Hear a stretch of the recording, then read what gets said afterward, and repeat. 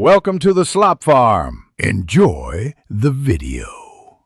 In this video, I will explain how to replace a valve cover gasket on a Honda Odyssey.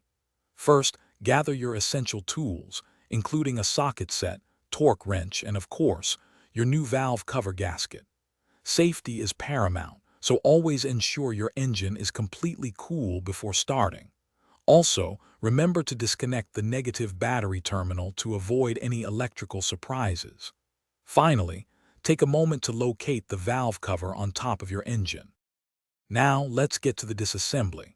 Begin by carefully removing any engine covers or air intake components that might be blocking your access to the valve cover.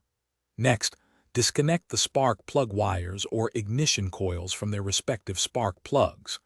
Be sure to unclip and move aside any hoses or wiring harnesses that are attached to the cover. Finally, loosen and remove the valve cover bolts, often in a crisscross pattern, to ensure even pressure release. With the valve cover off, it's time for the crucial gasket replacement. Gently pry off the old valve cover, taking care not to bend or damage it. Remove the old gasket and meticulously clean both mating surfaces on the cylinder head and the valve cover itself. Inspect the valve cover for any cracks or damage. Then, carefully install the new gasket into its groove. If recommended, apply a thin bead of RTV sealant at specific corners for an optimal seal.